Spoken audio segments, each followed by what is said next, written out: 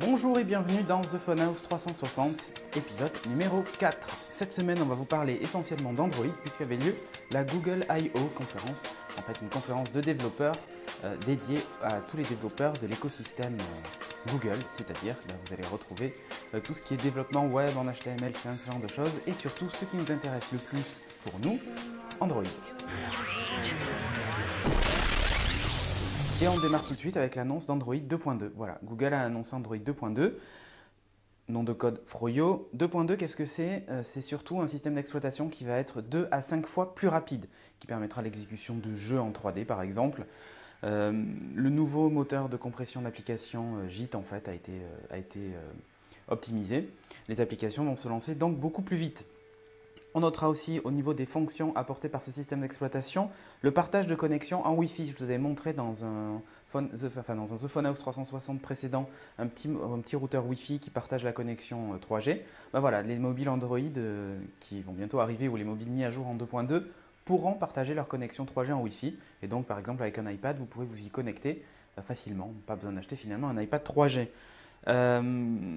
On notera aussi une amélioration du market avec des mises à jour automatiques d'applications. Voilà. Plutôt que d'avoir à aller faire vos mises à jour, elles se feront toutes seules.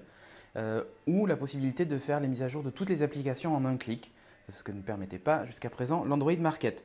On notera aussi que l'Android Market se dote d'un site web qui récapitule toutes les applications disponibles et vous pouvez en un clic, pareil, installer une application depuis le site web. En gros, je m'explique, vous cliquez sur installer par exemple Shazam et automatiquement il apparaît sur votre mobile. C'est assez bien pensé et puis c'est très malin, ça évite d'avoir à chercher une appli sur le web par exemple, puis ensuite aller la chercher sur son mobile et ainsi de suite. C'est vraiment pas mal. On note aussi que le navigateur Internet est considéré comme étant le plus rapide d'après Google, le plus rapide des navigateurs Internet mobiles. Bon, il y a eu un petit moment de solitude pendant la conférence Google puisque le navigateur ne fonctionnait pas très bien. Bon, on mettra ça sur le dos de la bêta.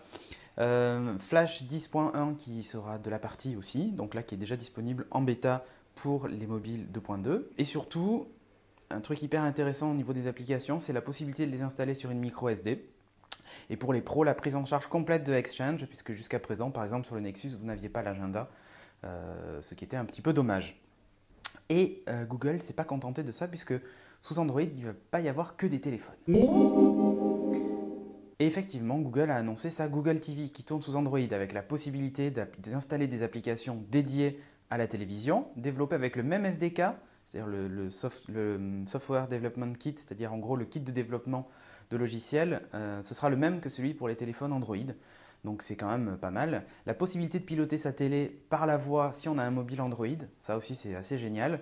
Et évidemment l'intégration de tout un tas de services, de VOD et ce genre de choses, donc aux États-Unis par exemple avec Netflix. On espère voir débarquer ça un jour en France. Ce système d'exploitation pourrait être intégré directement à la télévision ou dans une petite box si vous avez une télé plus ancienne et que vous ne souhaitez pas renouveler votre équipement. Le but de Google est simplement d'apporter tous les services web sur la télévision. Vous allez retrouver des vidéos YouTube et ce genre de choses. C'est assez bien fait. On peut faire du picture-in-picture, c'est-à-dire que vous surfez sur le web et en même temps vous regardez la télé, ou vous êtes sur Twitter, ce genre de choses. C'est vraiment pas mal. Ça augure la télé de demain. On notera que sur l'iPad, pour les gens qui possèdent un iPad en France avant sa sortie, l'Application Store est disponible enfin pour la France et l'iBook Store aussi. Donc vous pouvez acheter des livres et des applications directement depuis l'iPad, ce qui n'était pas possible jusqu'à présent. HTC a aussi annoncé le Wildfire. Alors en fait c'est le remplaçant tout simplement du HTC Tattoo sous Android. Voilà, là c'est son remplaçant assez sympathique. Sous Android 2.1, un mobile assez complet et qui surtout va être proposé à un tarif hyper intéressant.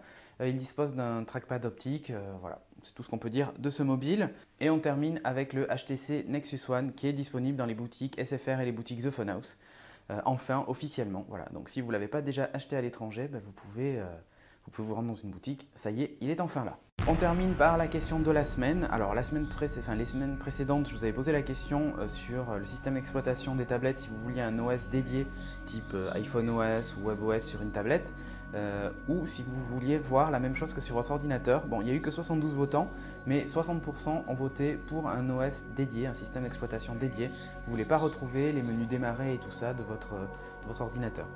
Bon, enfin, c'est presque 60-40, on est quand même pas loin de l'équité. C'est assez étonnant. Et la question de cette semaine, c'est votre téléphone est-il un smartphone? Voilà, c'est pour apprendre un petit peu mieux à vous connaître.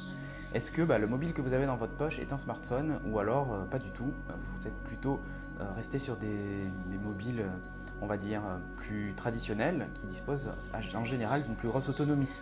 Voilà, donc n'hésitez pas à nous suivre aussi sur le compte Twitter @thephonehouse. On répond à vos questions si vous en avez.